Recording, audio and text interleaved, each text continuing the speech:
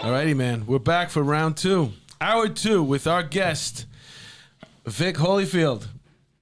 Welcome. Thank you. This is your life. I appreciate the invitation. This is your induction into the Hall of Fame. It's wonderful. The member of this NYPD MOS Hall of Fame. And Mark, we spoke about this before. What's so good about this is that we're not on the job right now, so we could say whatever we want. That's right. You could never ever say whatever you want, Bill. But we're not censored the way we were when we were on the job. You could never ever say. Right. We were just talking about this off air. You could never say what you want. That's true. This guy, you got to listen. We're all talking in codes. We're talking in riddles nowadays, folks.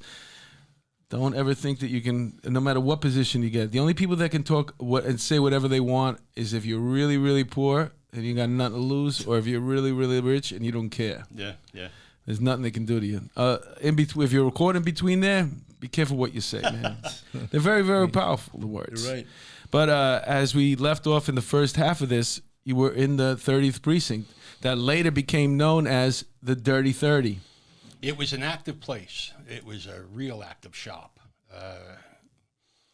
It was the type of place that if you made a mistake, no one really noticed because it was so active. You know, it was a terrific place to learn the trade. But you are infested right now. You don't know who's who because you got feds in there. You got two different type of investigative agencies working in there that have undercovers in there. Who are they? Well, I didn't at the time. You didn't know that, right? We didn't know. No, I didn't know that at the time. How long did it take before you found out how many there were in there, or at least a couple? Well, like everyone else, I heard through the news. Oh, so it was you found. I was oblivious. Yeah. Well, I wouldn't say oblivious. You walk into situations sometimes and you realize this doesn't add up. Right. But well, because the department has a lot of situations that they try to on minor stuff.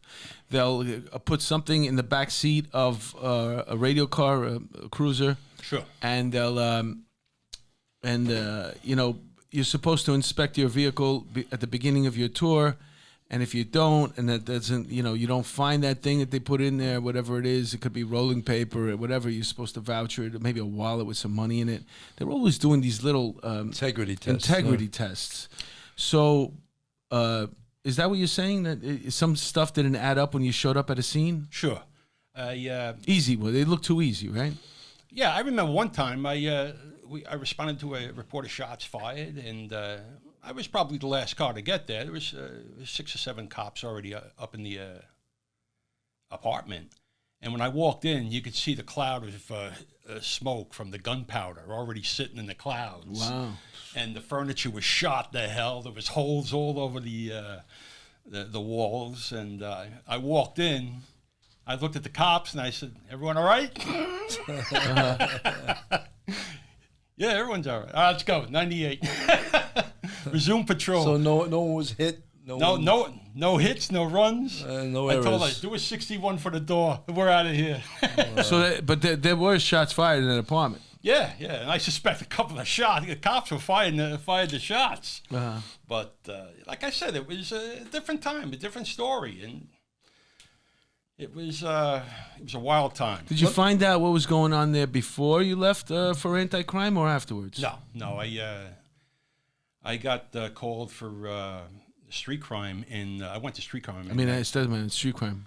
I went to street crime in March of '93, and it didn't actually hit the fan for another 6-9 months after. So the Dirty 30 still didn't get its name yet. Right, it hadn't. The investigation was ongoing, and That's you were correct. fortunate enough to get pulled out.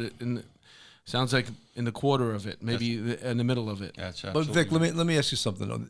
With the investigations like that, there had to be all kinds of rumors running rampant in the precinct, because I know cops, they live by rumors, Sure. and whether they're true or not. So there had to be a certain unease working in the precinct that anyone you're working with could be wired or could be a IAB plant.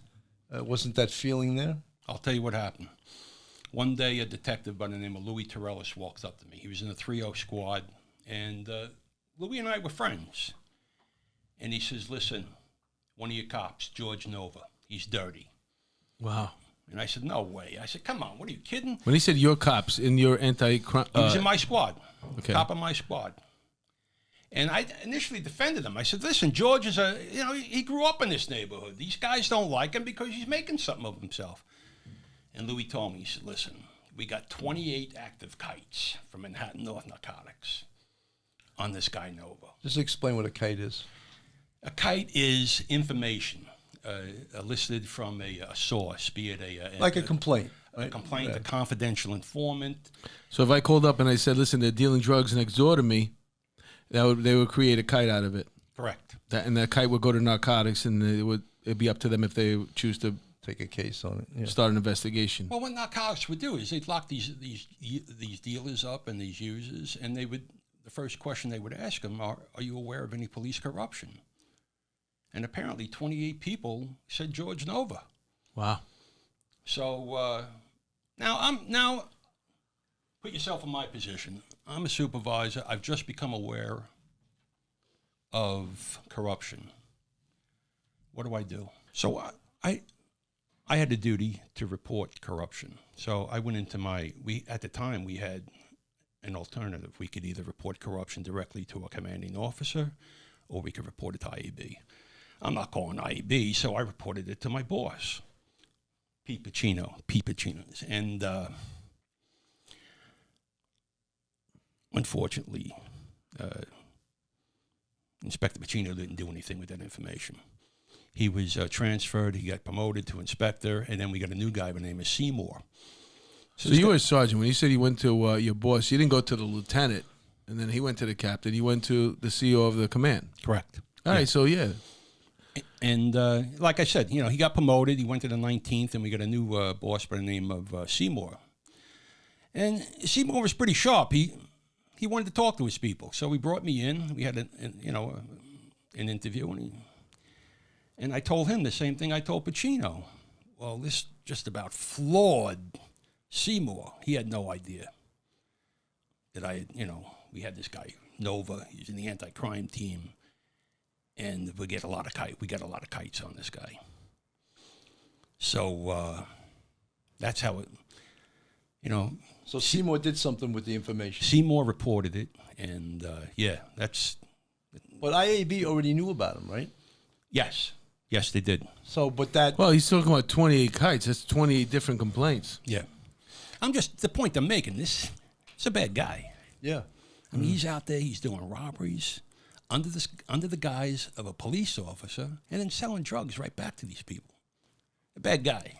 But just the way the whole checks and balance system works, too, for people out there listening, is that you had a responsibility to report corruption to your commanding officer. You did that twice. Yes. You went to the Captain Seymour, captain at the time. Yes. You reported to him, and he reported it to IAB, which is the way things are supposed to work, right? Correct. Had you not reported that, both of you could have been in some shit. Right. Well, that's the way it works. Yeah. It's called accountability. Yes. And we're all professionals. We know our jobs, and that's what we do. So you're lucky enough to get out of the 30 precinct, and then you get pulled into street crime, which I know that meant a lot to you. You mentioned that in episode number 1, that it really meant a lot to you to work with those great street cops. Well, you know what happened. When you're in the precinct, you're kind of isolated. You don't know anything about the rest of the city. The rest of the world, the outside world, everything is in that precinct. Right. And then when you get into a citywide unit, you see all these resources, the talented the guys from all over the city that came into this one unit. And what a vast amount of talent and, honestly, hardworking guys. I mean, it was fortunate that you got out of that situation in the 3-0. But whatever happened to those guys? I mean, just for our audience, what happened to Nova? They were all arrested. Nova got collared.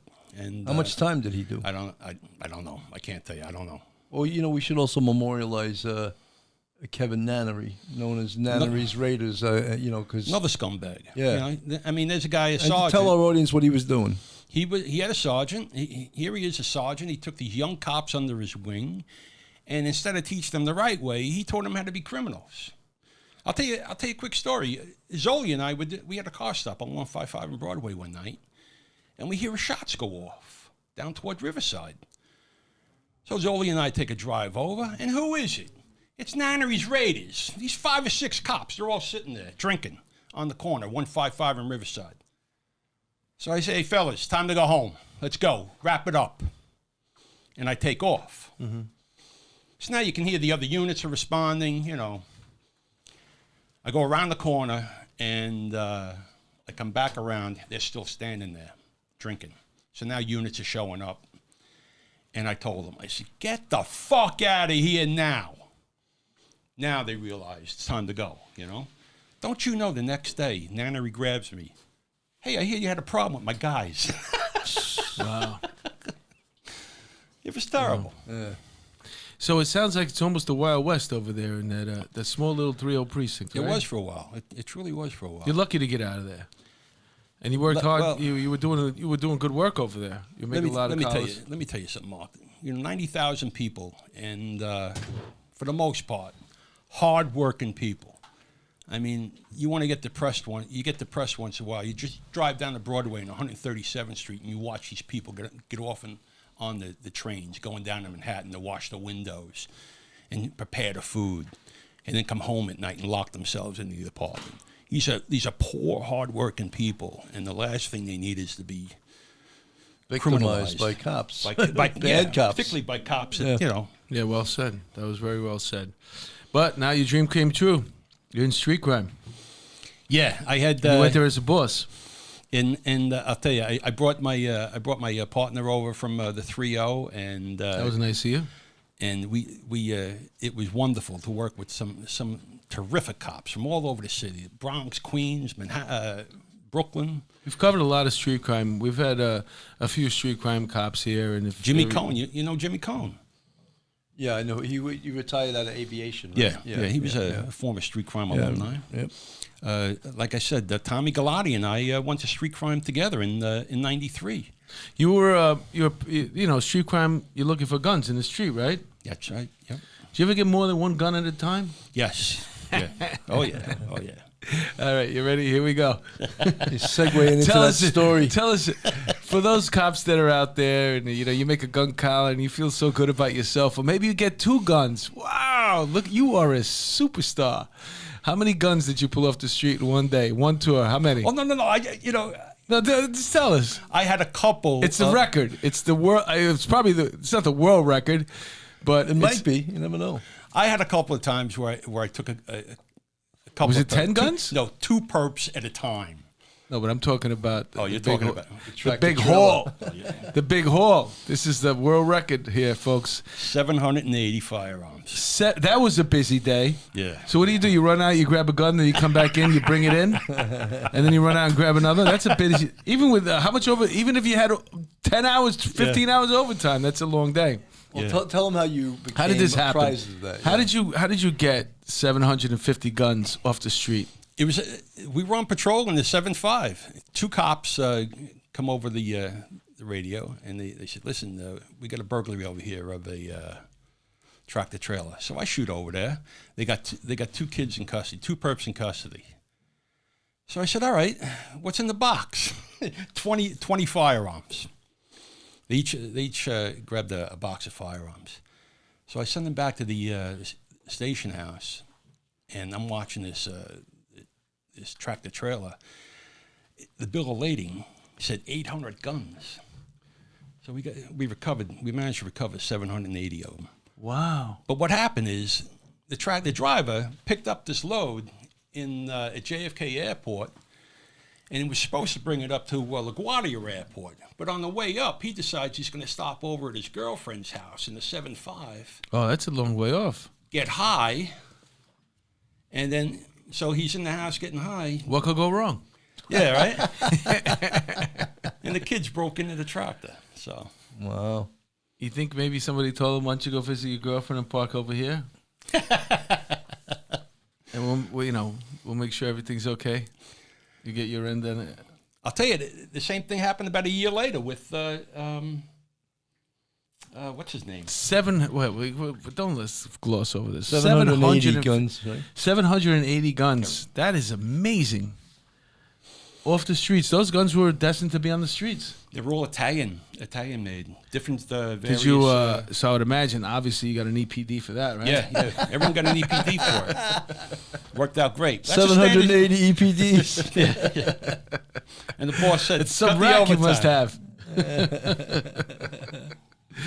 So, man, when did that actually happen? Where were you in your career when you made that collar? I was a sergeant in the street crime. Okay, good. So the timing fit. Yeah, perfectly. That was, to me, that's such a fascinating story. You know, we were all trying to get like 1-2 guns off the street at a time. To get a hole like that, the lives that you saved with that collar. And honest to God, a detective by the name of Terry McGee did the same thing a year later in the same in the 7.5 under very similar circumstances. It just goes to show you these weapons are going back and forth. There's not a whole lot of security out there. Wow. Yeah. I mean, you got a $12 an hour truck driver traveling, with 800 guns. What was the guy's name from Goodfellas? He always falls asleep in the getaway car. Remember that? Anyway, so you had a good time in street crime. Had a wonderful time. But when you wound up getting promoted, right? You became a lieutenant. Made lieutenant, and my boss Dick Savage called me up and he says, "Listen, we're going to pounce you. We're going to bring you back to street crime." Oh, really? Yeah. And I thought, I'd make lieutenant. Maybe I could take it easy for a while. No, you're coming right back. So I went right back. It worked out fine. It worked out great. But yeah, once you become lieutenant in street crime, you're not going out as much, are you? No, I didn't. I'd like to go out. Yeah, you got to go out. You got to maintain your skill, man. Stay sharp, right? And you're not going to do it sitting behind a desk. No, that's for sure. You got to get out there. You got to keep it. We used to have a lieutenant. We used to call him the TV lieutenant when I was in the task force. Because every time he came back to the base, he was walking around in his slippers and he had the TV guide in his hand. Yeah, the TV lieutenant. So you weren't the TV lieutenant, were you? No, not at all. No, but being a lieutenant in street crime, it's good. You can go out. You don't have to sit on the desk. You're not as much an administrator. You could stay in if you wanted to, though. Yeah, but not really. They want you to go out. But if you were a lieutenant and you were in street crime, you're not the type of guy that sits around. That's not what these guys are made of. These are special. These are all crazy people. They want to go out and look for guns. I was working the night that Kevin Gillespie was shot and killed up in the Grand Concourse. 4-6, yeah. Yeah, street crime cop. Yeah, we had Chief Anamone on, and he talked to us about that case. I was at it. Yeah, I actually went out to Long Island and picked up his wife and put his wife on a department helicopter at Republic Airport. And then I drove his mom up to for our audience that is not from New York City or doesn't recall the case. Can you tell us about it? I'm sorry, what was that? Because we have audience. You say the Kevin Gillespie case. What led up to him getting shot and everything? Kevin was assigned to a 3-man street crime team, and they encountered a stolen vehicle that had been used in a holdup earlier in the evening. And when they initiated the car stop, a guy in the back seat of this car jumped out and shot Kevin in the left shoulder, just above his vest. The bullet traveled diagonally through his body and passed out through his back. He was killed almost instantly. And during the ensuing gun battle, another perpetrator was captured. They were all captured eventually. One of them committed suicide in jail. But we've talked to Adamone. We had Chief Adamone in here, and then that episode we're saving it for the launch, which is coming in January. But he also goes over that story pretty. Yes, very emotional. Yeah, and I'm sure for you ought to go get his wife. That must have been horrible for you to do that. I can't imagine that. One of the toughest things on this job is making the notifications. Well, that's what it was. When I went up to the house, it was a garden apartment, and it was about 10 o'clock at night, and I knocked on the door. And the kids were asleep on the couch, and I said, "Listen, Kevin's been hurt." And she said, "I just saw something on the news in the Bronx." And yeah, that's what it was. And she said, "Is he all right?" And I didn't answer her. I said, "We have to go." And Nassau County was terrific. They closed the thruway. They closed the expressway. I raced all the way into the Bronx. Wow. But, yeah. And Kevin was a Marine, right? He was. a Marine, former housing cop. We picked him up in street crime, and he was a real warrior. You know, Right. So now you're a lieutenant, and you're back in street crime. How do you wind up in ESU? I'll tell you. You know, ESU, for our listeners, emergency service unit. That's our Or SWAT. Well, in California, you call it SWAT. Don't you dare call it SWAT in New York City. no. it's You our call it SWAT ESU. team. Can I say the ESU limerick? Just Sure. because I love saying this. I used to say it to the guys that when they come into a job, I'd say, when a civilian needs help, they call the cops. When a cop needs help, he calls ESU. Yeah, but I guarantee you, I though, bought that too. ESU's great. ESU's, listen, phenomenal. But I bet you if they could, they'd rather be called SWAT. No, No? absolutely not. No. It sounds cooler. California Absolutely shit. not. No one No. wants to be. It was a TV show. SWAT. way. No. E-men. That's what they call themselves. E-men. Amen. That's When I was a E-men. kid, man, I always wanted to be. Who's the sniper? I think it was Luca, right? We used to play SWAT, and I always wanted to be the sniper. I forgot who I think the sniper was TJ. TJ was the sniper. We always played SWAT. But I'll tell you what happened. You know, I got in a How did emergency. I was like 42 years. I just turned 42. And What year was this? I want to say 97. Yeah, 97. And we're on patrol in a 7.5, and I grabbed this kid coming out of the pink houses one night. He's got a gun. I could see, he's playing with his waist. And I grabbed the kid, and it turns out this kid's stronger than I am. And he's going for trying to pull the gun out of the waist, and I'm trying to keep the gun inside the waist. And I even asked him, I said, "What the fuck are you doing?" And then I headbutted him. And it stunned him long enough for my partner to get around the car, and we were able to capture it, put the kid in cuffs. But it shook me up. I realized, You're getting too old now. The street game is for the young cock diesel steroid users. and I ain't that guy no more. Yeah, man. You lose a step. Yeah. All it takes is you lose a step, man, and you realize you are mortal. Yeah. And you got to know when to fold them, man. Hey, at least you knew how to play dirty, man. That headbutt's coming out of the WWE. That was good. Oh, is that right? Yeah. It's amazing. You'll do anything. When A point of desperation, to be honest with you. My hands were busy. That adrenaline that happens with a physical confrontation, all that adrenaline that's happening, man. In a second. Yeah, In a everything's heartbeat. happening so quick. You're thinking, you know that you have to save your own life there. That's what a lot of people don't realize is that when it comes to these shootings and these incidents, how quick they happen. There's not a game plan. You don't have time to go back to your car and map what we're going to do out. No, this is a split-second decision that you're making. So I had some great bosses, and I went to my boss. I went to a guy by the name of Tiffany, Mike Tiffany. Oh, you're a great guy. Great guy. And I told him, this is what happened the other night. He said, "What do you want to do?" I said, "I can't do it anymore.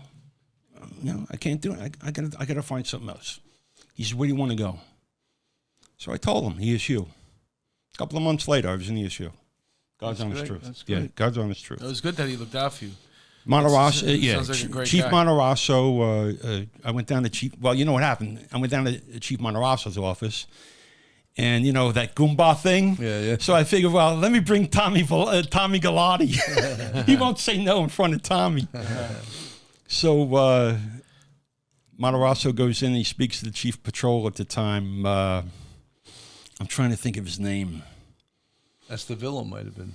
No. Anyway, I got to emergency service a couple of days later. The orders great. came up. Now, when you get to emergency service, there's a lot of stuff you got to learn now because you don't know any of this stuff, right? Right. Are you handy? No. Because you're going to be the boss of these guys. They're basically going to be doing the work, but there's so much training that's going to be involved right now because you got to know too. Well, at the time, the boss was Inspector Gianelli. He was the CO of ESU at the time. And lieutenants didn't have to attend the specialized training school, 6 month training course. Because, like you said, the cops and the sergeants do the work. But I explained to Gianelli, I said, listen, this is all new to me. And if I'm going to put a guy over the edge in a building, or if I'm going to put him underwater, or if I'm going to put him through that door, I got to experience it. I got to know what that feels like. Yeah, and he was good with that. He let me do that 6-month training course. You became a big pain in the ass. They did you a favor and brought you over there, and all of a sudden you want to take away. Well, fuck this guy. He wants to go through people's training. balls. Yeah. Wait, this guy you send me here. Nobody else wants to go to train. This guy wants to go to train. He's the lieutenant. And let me ask you: did you had to climb to the top of the Whitestone Bridge? I went up to the Whitestone Bridge. Yeah, tell us what the training is. Tell us all about what's the first type of training you do? Well, I got to tell you. Well, the first thing is the heavy weapons. You know, you got to do all the heavy weapons. But then I'll tell you, the worst training was the underwater stuff. I'm not a water guy, and they put you in the water. We had a scuba guy on. Yeah. He talked about it. Mike, what was his last name? Can't think of his last name. Great guy, Mike Carew. Mike Carew. He was great. Great guy. He was a scuba guy for years. And he talked about how dangerous the water is, and it never came to my mind to think about parasites how in the many water. different crimes happen in the water. Well, you saw what happened a year ago when the cop was shot up in the 2.5, and the water, the perp threw the firearm into the East River. Right. That scuba cop scoured the bottom of that river and came up with It's that unbelievable gun. they find his gun. It's remarkable. It's unbelievable. The dedication, it's just simply remarkable. So you said that that was the part that scared you the most. What kind of training do you have to do in that? You have to go in the water? Oh, yeah. You got to do all kinds of, you got to qualify. You got to do like Navy SEAL shit? Well, I wouldn't go that far. Do they take into account that you're a lieutenant? No. Or you have to do it? Well, a little bit, right? Yeah, a little bit. They bring, what was fun? They bring you up in the helicopter. Rappelling? They strap you up. You had to rappel? Yes, I did. They threw you out? Shit. Yeah, they said, get out. That's pretty scary. God's honest truth. We're in the helicopter. It's real noisy. 2 or 3 guys had already jumped out. And now the guy says, don't go anywhere. That don't look right. He's looking at the rig on my chest, right? Oh, my God. So he calls the rappel master over. The guy comes over. He does some quick adjustments on my gear. And he says, all right, get out. Oh, shit. So I jump out. I get How down. high was the helicopter? 70 feet. 70 feet up. That's high enough. What do you mean 70 feet? Yeah, 70 feet You're up. above the water or the ground? No, on the ground. You're down Okay. at Floyd Bennett. You could deploy a parachute? No, it's you're rappelling. Oh, yeah, you're Rappelling. not doing the parachute. That's like, yeah, okay. So after it's all over. What are you rappelling down a rope or something? Yeah. Yeah, I'm not doing that. So I asked the rappel master. I said, what would have happened if if I had jumped out? He said, nothing. You wouldn't have gone anywhere. You would have hung up on the... You would have been swinging like a window washer in Midtown. But you weren't going to fall. Yeah. But that's pretty ballsy. We were 42 years old going through that training, right? Yeah. I hate heights. I used to hate like going down fire escapes or coming off roofs. I didn't like. I did it, but I didn't like it. I was like, oh, you know. I didn't like it. That reminds all. me of the story. Remember that story they always used to say about the guy? He was trying to. He had a hook to get into the military. He was going to be a trooper, right? What was it? Jump out of the trains? Paratroopers. Paratrooper. Yeah. So then he got nervous at the end, and the drill instructor was like, "Boy, you better jump out of this plane before I fuck you right in the ass." So then, how does the story go? The guy goes, well, what happened? He goes, did it hurt? He goes, yeah, a little at first. Not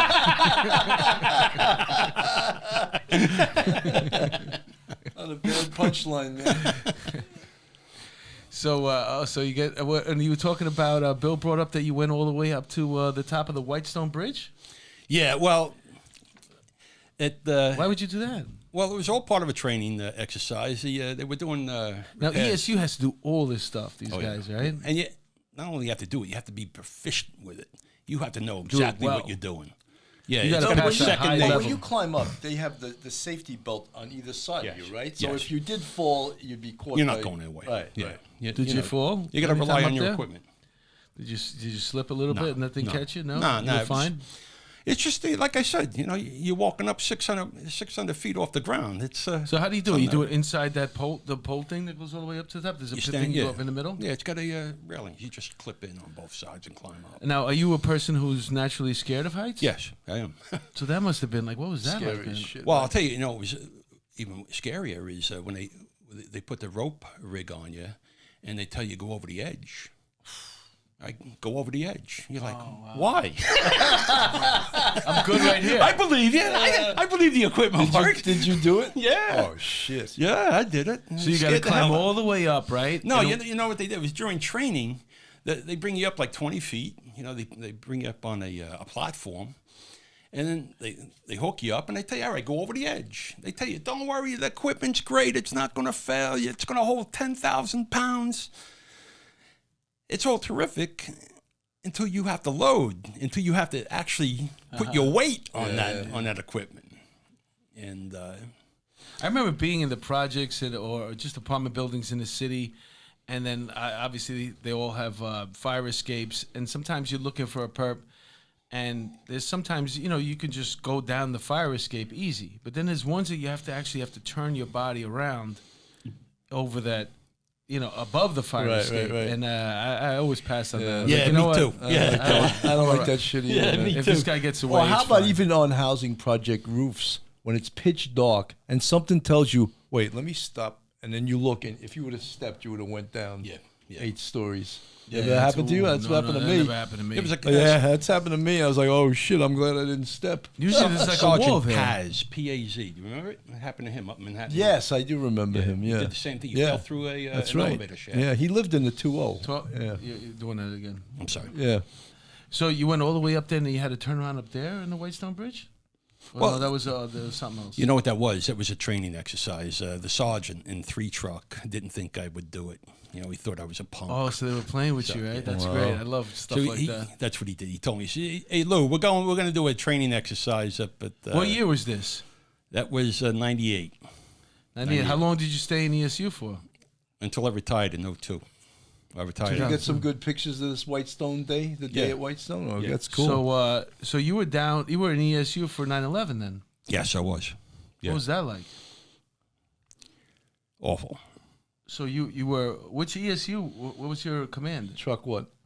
What Truck borough? 3. I was assigned to Truck 3 What in the borough Bronx. was that? In the Bronx. 4-7 precinct.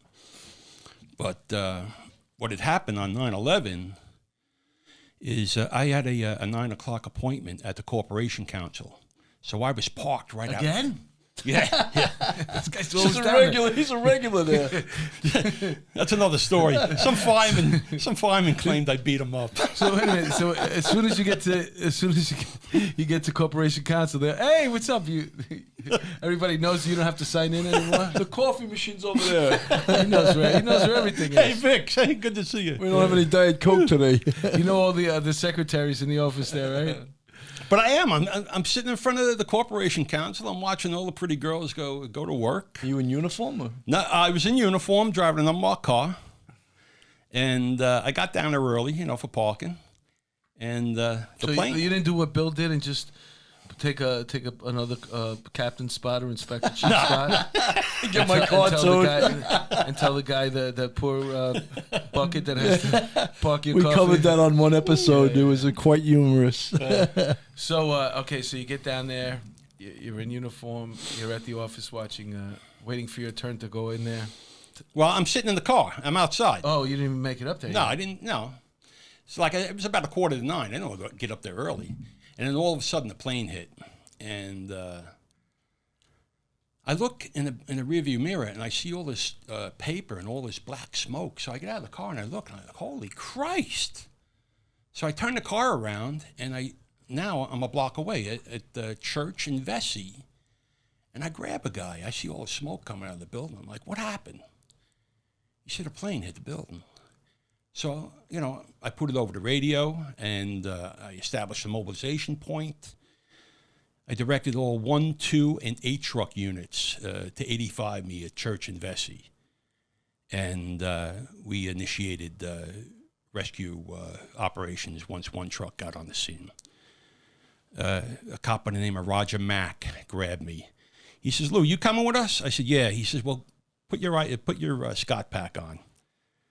He saved my life. The Scott pack is the breathing apparatus? Yeah.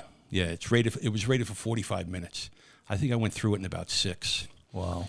Because of the fact that you were breathing heavily. Oh, yeah, hyperventilating. I was scared to death. You take a lot of deeper breaths. The deeper breath you take and the more frequent they are, the more you're going to go through that air. Yeah.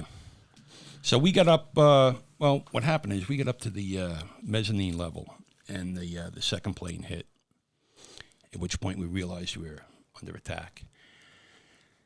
Bodies were falling all over the place, and people jumping out of the windows. Yeah, you can see that. You could see that from the mezzanine. You could hear it too, right? Right? Watch it. Yeah, they make a thud. And we finally get in the North Tower.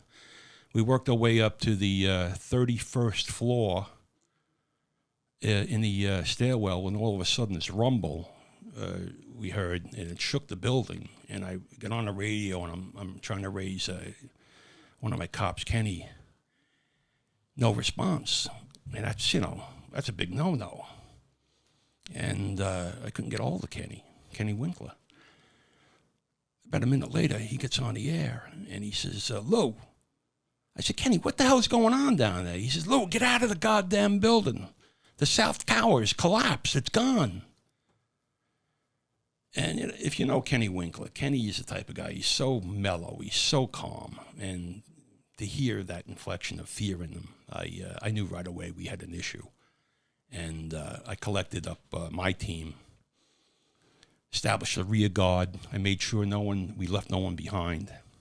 I told the firemen we've been ordered out, and they remained on the scene.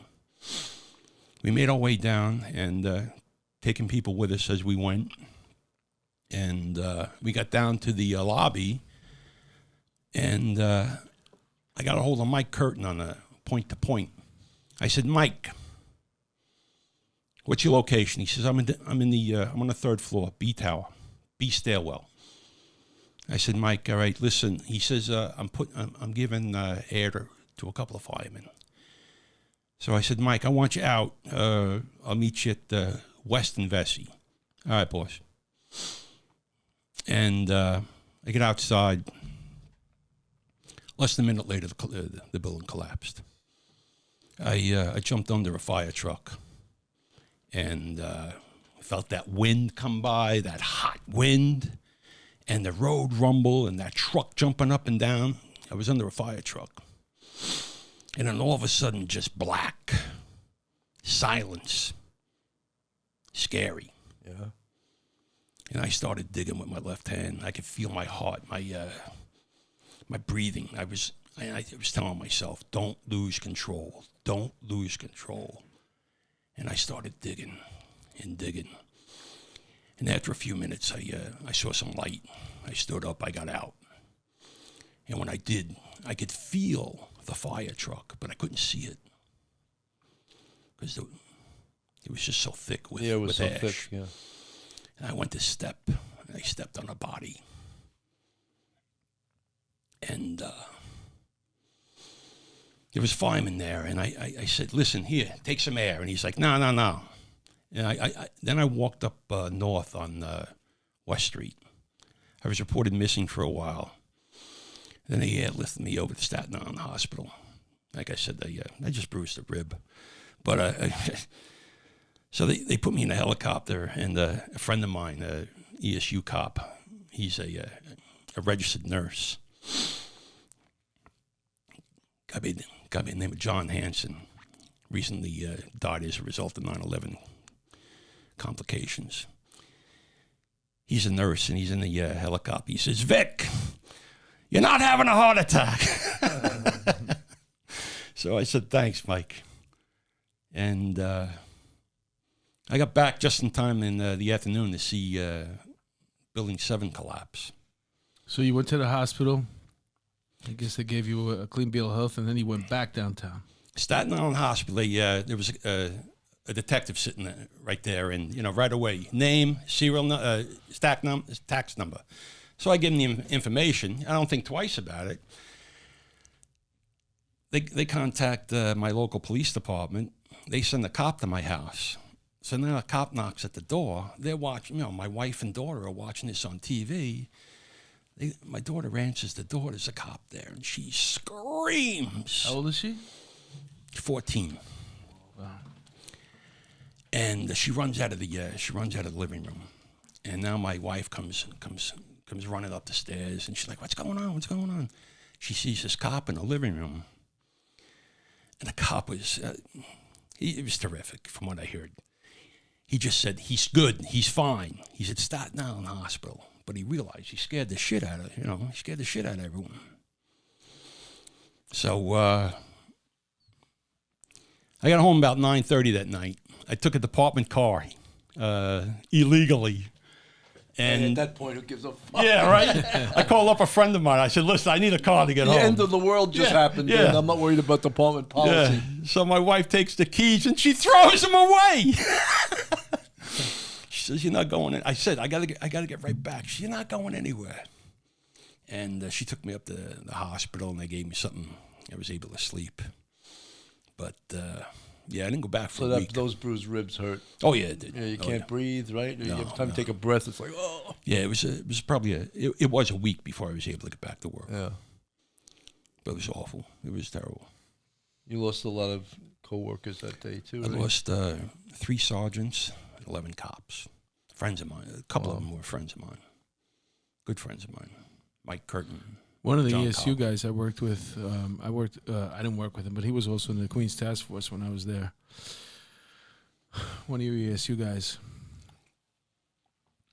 But I'll tell you what happened. So now I'm sitting there down by Stuyvesant High School. That was the mobilization point. And I'm waiting to be treated, and this anonymous cop walks by amongst all this confusion and chaos. And he just says, where the hell is Adamone? And I got to tell you, it really resonated with me because at a time like that, we needed a boss. Like that, yeah. We needed a leader who could bring us together. And we didn't have that. We had Bernie Carrick. So, anyway. Well, to be a leader like you're talking about, like Adamone had seen everything on the job, and he'd been in command of some of the biggest incidents. 93 World Trade Center, he was in command. He was a cop. He was a real cop. And he took control of all those riots. He brought them under control, and he was the real leader you needed. And I'll tell you, he maintained discipline, too. I mean, there was no, you didn't screw around with this guy. He loved cops, and he was your guy. I knew I was his cop. When he came up to street crime, when Chief Adamone came up to street crime, we were his people. Right. And he showed us. Former street crime lieutenant, right? Terrific guy. Yep. Well, we had him on the show, and his episodes are coming out sometime in January. He was fantastic. I'm sure there's a lot of terrific stories with him. Yeah, absolutely. You did a lot of that's the 9/11 and the guns and the street crime, the shootings. But that's not what got you national recognition, isn't it? No. It comes into. It's not what you have a lot of fans in the fire department.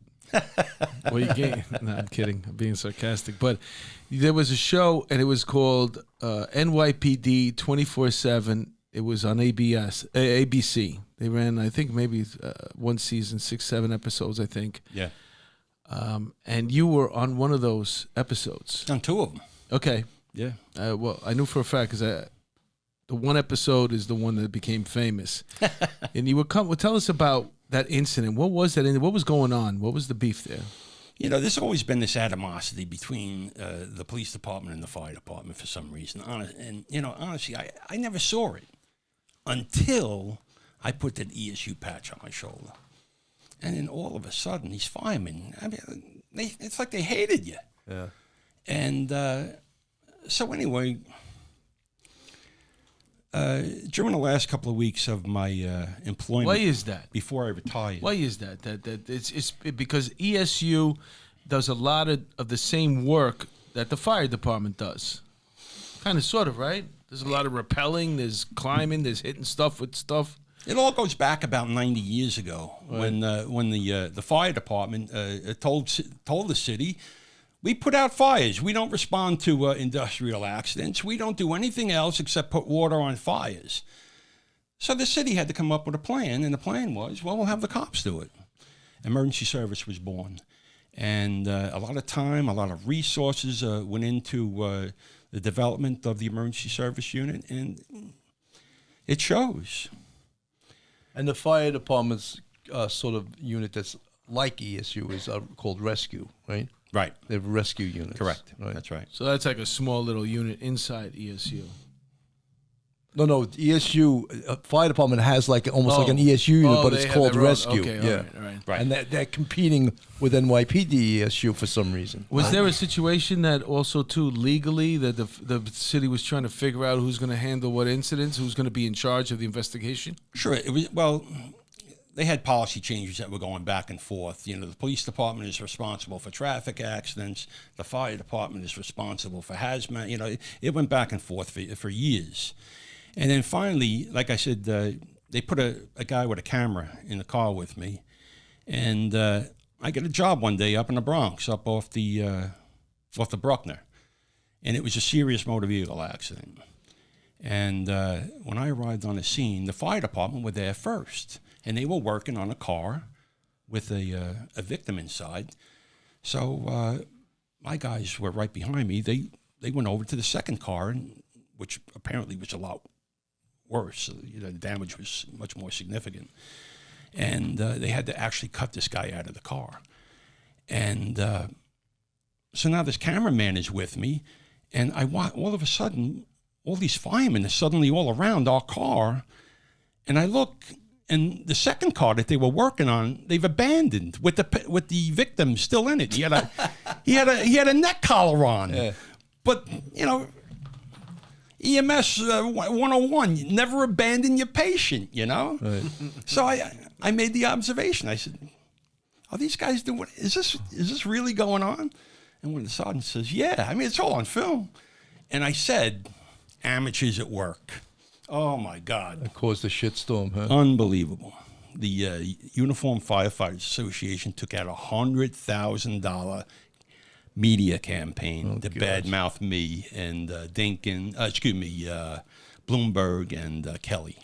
Now it's a weird timing with this because they filmed this show and then it didn't air for a couple of years, right? About a year and a half, yeah. But in that year, you retired. Yes. So when this show actually hits the air, you're not even on the job anymore. And man, they were looking to kick my ass. Well, thank God you weren't on the job anymore. Can you imagine if you're still on the job? They would have destroyed you. I'd have been done. A funny thing about having a camera on you is that about 15 seconds after having a camera on you, you forget that you have a camera on you. Right, yeah. Right. So when these people are 24/7 following you around, when you first said that, were you even aware of what you said? Did you think about it? No. Did you say, I shouldn't have said that? No. You had no clue? No, not at all. It was just me being me. So then Just it's a making an year observation. later, you're retired now. Yes. And this episode airs, and all hell breaks loose. You mentioned the FDNY. They were naturally upset. They took out an ad in the paper, right? What'd you say? $100,000 ad. $100,000 ad. All And the papers. They wanted an apology. From the mayor, from the police commissioner, from me. And, it wasn't going to happen. Well, I mean, you were retired. Yeah. But they Well, they came up to interview me after I was retired. and obviously you apologized, right? No. That wasn't going to happen. Were you working as a volunteer fireman upstate at the time, or what? No, So they came up to you to get an apology, and you were, what did you say? No. I just told them, I said, you know, it was unfortunate. You know, it's just poor policy is what was taking place here. And as a result, they changed policy. Good. You know, good, back good. then, these firemen were taking 8-hour first responder courses, and they were thinking, oh, we're EMTs now. And all they were doing is causing confusion, and the real EMTs were getting pissed. And what happened then is the city changed everything around now. In order to become a New York City fireman now, you have to be an EMT first. Right. You know, it was never like that before. So Yeah, that makes sense. But even large-scale incidents, there really does need to be a coordinated response between Absolutely. FDNY and NYPD. It's stupid that you guys got getting fights with each other. You know. You look at the tape on 9/11, and you see me walk up to the command, the FDNY command post in the North Tower, and I spend several minutes trying to initiate a conversation with the fire chief, who wants nothing to do with me. And it was at that point I made the decision, we're on our own. Let's go up and save some lives. But why is there shouldn't be that arrogance. I can't. There shouldn't be that. I don't know. When you think of it, it's easy to say now we know what happened, but in the 100-something years of police and fire department services in New York City, why wasn't it a rule that you never make a command center in the incident location? Yeah. I'm just saying, you would think that someone would have thought of that prior to this Right. horrendous situation happening, right? And apparently it wasn't written anywhere, right? Because they made their command center in the bottom of the building. That's how you come up with new rules, though. The Twin Towers fell down. Right. How big is that crime scene going to be? Where do you put the command post? You want it to be not in the building, not in the location of the incident. Yeah, obviously. Right? Yeah. I mean, look, it's everyone 20/20 is hindsight all the time, but sure. But so it just obviously, bygones be bygones. It died down right after that, right? Yeah. It did. Like I said. But you had a few other really funny things that happened in there when you pulled that guy over who was drunk and you didn't lock him up. You still go home and you locked the keys in the car, right? Who hasn't done that? The guy was crying. He's like, I want to go. No, what happened? And then he wound up having the EDP the guy. What happened? I'll tell you. I had this camera guy in a car with me. I'm sitting up on the Bruckner, and this car comes by. I'm telling you, doing about 6 miles an hour. So I knew I had to get him off the road, and I stopped the guy, and I knew right away he was a working guy. He was out celebrating his birthday with his daughter, and this guy's not a criminal, So I told him, I said, park the car, go home. And I took his keys and I left them in the car. I locked the car door, and he got upset. So we wound up EDPing him. But who hasn't done that? Different job, though. He had someone bring another set of keys to the scene, and he tried to drive again. Right? But it was a different job then. Yeah. He'd pull over a nurse, a teacher. If they went to a Christmas party, they had one extra. Right. You didn't lock them up. You're not stopping criminals. You had your license. You look at the license. Where do they live? They almost made it there. All right. You know what? You tell your partner, you know what? Follow me. I'm going to drive their car home. And you bring them. You put them in bed, and you take their keys. You hide it in somewhere, and you let them know the next day. You leave a note. Call me tomorrow, and I'll tell you where your keys are. It's called community policing. That's right. But it's a much different job now. That same situation would never happen right now, and not even happen, especially with a cop. Yeah, it's terrible. It really is. Discretion. It's a different time. Everybody's got a camera, and everybody wants their 10 minutes of fame. Well, also too, everything with the driving right now. The cars go faster. It's a different time. You know what I'm saying? They're lighter. They're not made of steel anymore. Yeah, it's just. The drunk driving became a way more serious offense. Mothers Against Drunk Driving, they fought. They lobbied for all these different type of laws. Look at the drinking, where you have to where you got to score on when you take the sobriety test. It used to be we wouldn't take anybody that was less than a 0.1. And then no, it's 0.08. Yeah, right. That's a significant drop. And one time we brought a tester out with us when we were drinking, off duty, and just to see how drunk you'd have to get.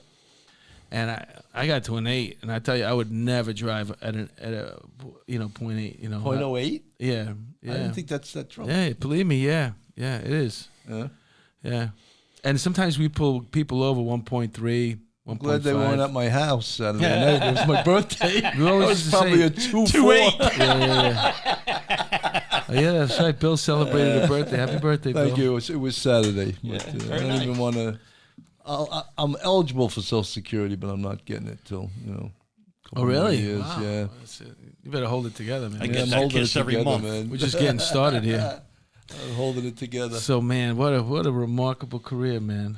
I work with some terrific guys, and it was the people that everybody really, always that still shows you the type of people that we've had here. Nobody's up here taking credit for it themselves. They always mention the other people that they work with. That's true, man. Honest to God. I would never do that.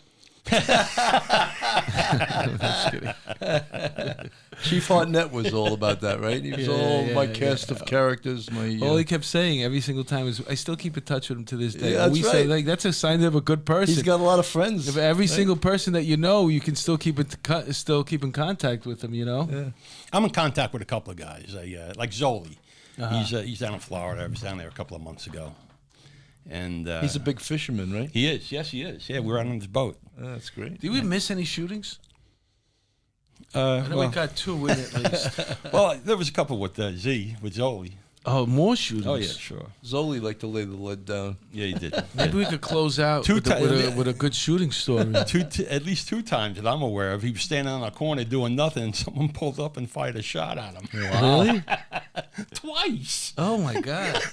3-0 was Cowboy Land, right? Yeah, they didn't like you guys. I would imagine they didn't like you guys over there. I'll tell you, Zoli and disrupting everything. We were on patrol one night in the 3-0, and we're on 138 between Riverside and Broadway. And then all of a sudden, bang, bang, bang. So I jump out of the car. We stop, I jump out. I could see all the smoke up towards Broadway. And I'm looking, I don't see anybody. And all of a sudden I hear Zoli, "Police, don't move." Boom, boom, boom. And this guy jumps into a building, and Zoli runs up to the building. So I run up to Zoli, and, you know, we're hitting the, Zoli, bang, bang, bang, bang, bang. And the door closes. So now we're playing, you know, musical bell. You were trying to hit the bells until somebody buzzes you in. Yeah, and the door opens, and Zoli goes to go in, and I grab him by the belt. And I tell him, "Reload." Guy was going in with no... What a place to work, right? Reload. Yeah, somebody has to have the wherewithal in those situations. So we get up the rooftop. It's secure. I get on the radio, and I tell him, "He's in this building. He's here." Now Zoli's telling me, I shot that motherfucker. He's wounded. So we call the ESU. We get everyone down there. We cordon off the place. And sure enough, they get up to the 3rd floor. And this woman comes to the door. And they ask her, you know, "Excuse me, ma'am, has anyone come to the door?" And she's shaking her head no at the same time, pointing behind the door. So the guy caught around. It went right through his belt. You know the tab in the back of your pants there? You know, went right through the tab there. You mean the thing that says 36 on it? Yeah. I'm just kidding. That's not my... I'm a 38 if I'm lucky. And, we collared the guy. It was nice. And don't you know, about 2 hours later, that son of a bitch was standing in front of the 3-0 desk?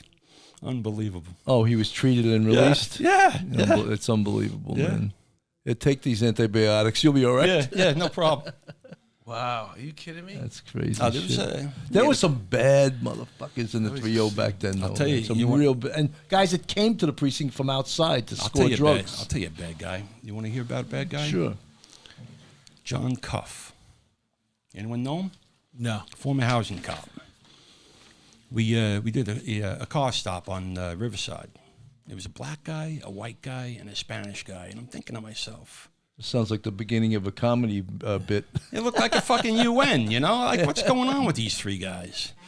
And then all of a sudden, the black guy leans to one of his buddies and says, "These motherfuckers don't know who they're playing with." And when I heard that, I said, "Get these guys out of the car." We pull them out, and we come up with it was at least a key. We got a couple of guns. And for me, it was a routine collar, you know. All right, we got a collar. The cop goes downtown. He draws it up. He says, "Listen, you know who that guy was last night?" "No." "Guy's name is John Cuff. He's a lieutenant for a guy by the name of Heatley, called the Preacher, better known as the Black Hand of Death." Well,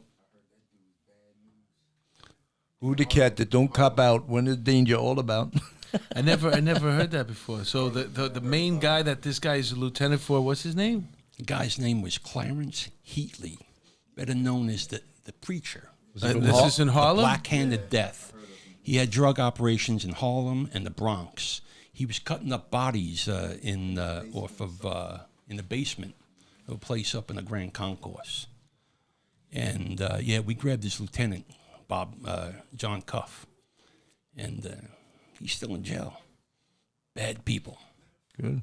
Yeah, that's the thing, man. You know, we're living. We're retired now, and you don't want to poo-hoo the young bucks that are coming on the job. But I hate to say, you need a couple of cowboys, man. You can't be so careful. Part of your job entails basically putting your life on the line. And, if it means going after a gun, that gun is going to save somebody's life, maybe a cop's life. My son's a cop. My son's a cop now up in Orange County, New Windsor. He's a sergeant up there. And I told him, I said, listen, Brian, you pray to God you don't run across one of these guys because they're stone-cold killers. Yeah. But if you do run across one of these guys, you got to be prepared. Be prepared to defend yourself, all right? Because they're going to take you out the moment they think they can. Right. Now, when you talk about these stone-cold killers, how do you know? Because a lot of guys, they wear the paraphernalia. They wear the street clothes. They want to have the swag. They want to project. But there's a feeling that happens to you as an officer, a trained person. You have a sixth sense. The hair raises up on the back of your neck. You're absolutely right, Mark. We stopped. We grabbed a car on Broadway one day, and I pulled this guy out, and he's got a cast on his arm. I said, "What happened to your arm?" He said, "I got shot." Get on the car. Before I shoot you again. I shoot your good arm.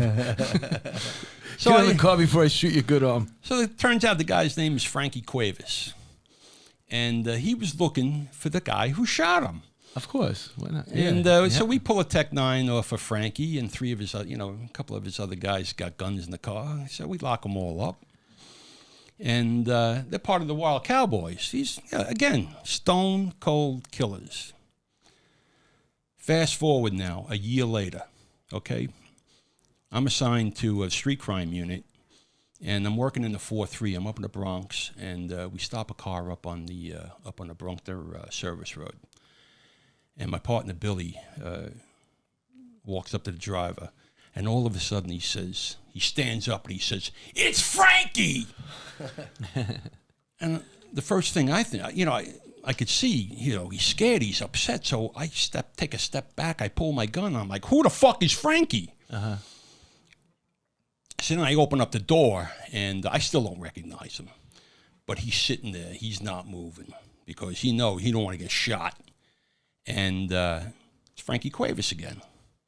We put him out, we put him on the back bumper, and this guy talking, he's running his mouth, and Cuevas turns and says, "Shut the fuck up." His friend never said another word. I mean, these guys were just killed. You know what's funny is that because Frankie Cuevas knew who he was dealing with because he dealt with you before. Yeah. So he's looking, it's not the same type of, he knows the cops that he can get away with shit with. Sucker him, tell him this, that, the other, misdirection, so he can get out of there and go home. But he knows he's not fucking around with you. No. But you know something, Vic? The cops today, they don't have the backing, and they don't have the street savvy and the street experience to know what you know. And I feel sorry for them because the criminal has the upper hand on the cops today. Here's the thing, Bill. They're gonna learn it whether they want to or not. Because New York City is in a spot right now where we're gonna let all these people out of jail.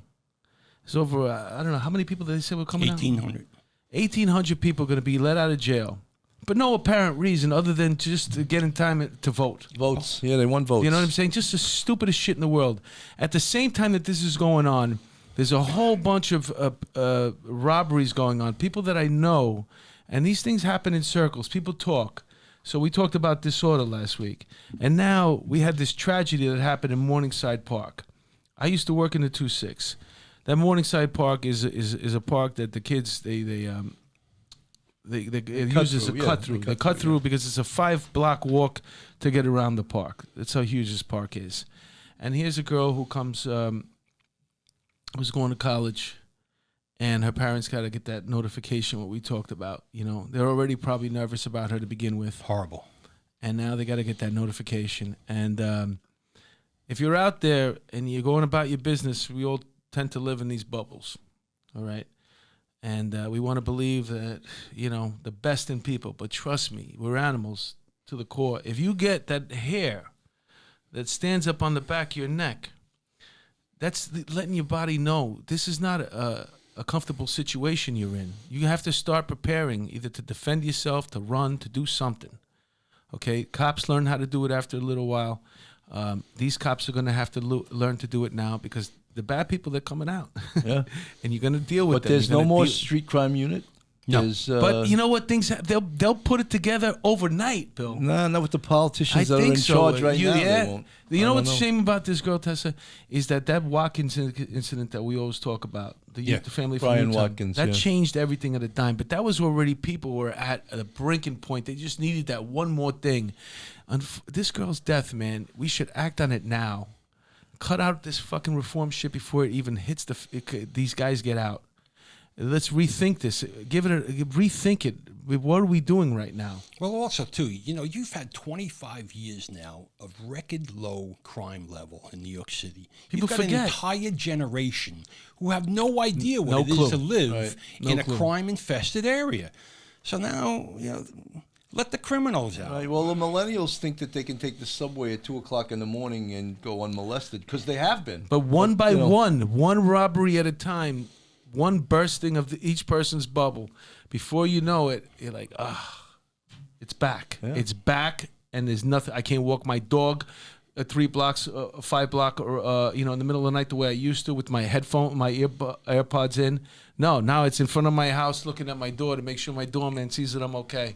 I'm over here. All right, you ready to go inside? That's what happens. Your whole world changes. Yeah. You got one of the worst mayors in America right here in New York City now. And unfortunately, the residents of the city are going to see an increase in crime. Yeah. Because you start handcuffing these cops, and I'm telling you, crime will increase. Victims will suffer. To the cops that are out there, the young bucks listening to the show, get ready, man. Your precinct may start to overnight, or if it hasn't already, become busy with radio calls and be careful, man. Violence is up, robberies are up. These people are coming back. And listen, when I worked in the 2-6, it was a real quiet time. I remember because they had locked up this whole crew of drug dealers that were literally right down the block. And then, like 4 or 5 years later, by the time I finally got there, these people were coming out.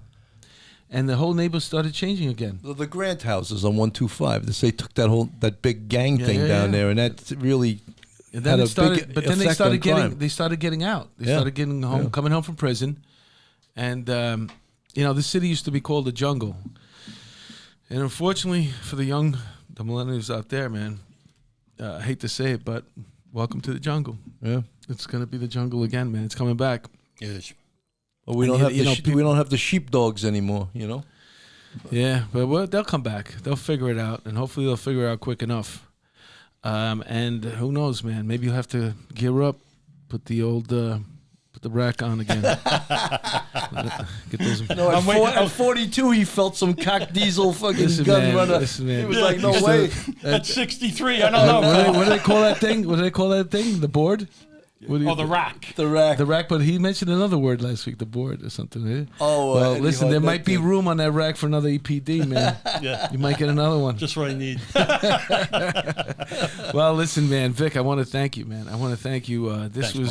Thank you. This is like, we've had some really great episodes on this police off the cuff, but today we heard a bunch of shootings. Okay, we heard the record number of guns taken off the street. You pissed off the FDNY something awful. I don't think Bloomberg likes me either. That was extra. We didn't even bargain for that. That was extra. Yeah, that was great. Well, I want to thank you for coming in. Thanks a lot, great, man. This was a treat for us, man. This was an honor, man. Thank you very much. Bill, any parting words? No, I mean, look, this is the cops that used to be on this job, and they were well-educated cops, well-educated in the street. They knew what they could do. They knew what they couldn't do. I don't know if the cops now have that talent anymore because they haven't. They do. There's a lot of cops that came on the job. They're in the academy right now. They just got out, and this is what they dreamed of becoming. Cops like Vic Hollifield here and many of the other guys that we've had on here. That's the type of cop they remember. Either it's their dad or their uncle, or they just they had it around them somehow. That's what they want to be, and you can be that. You can be that. You don't have to be scared. You used to go to the academy, and they used to teach you one way, and when you got to the command, they used to tell you, okay, forget all that stuff that you learned in the academy.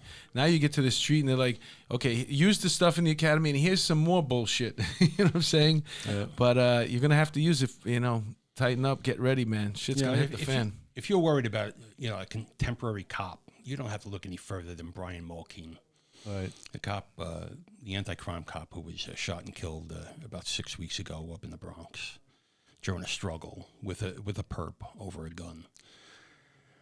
A real warrior. In Jersey City too. Yeah. SEALs. Real warriors. SEALs. Real warriors. They're still out there. And cops, they did a good job in Jersey City. The cops that responded, and apparently they drove that freaking truck right through the front window that Jewish supermarket there and killed the perps right in there. Yeah, right. Look, we here on Police Off the Cuff are the biggest supporters of cops everywhere. Absolutely. And that's why we're doing this show. That's right. All right, man. On behalf of Police Off the Cuff, man, we're going to end the tour. This was a great one. Peace out. Western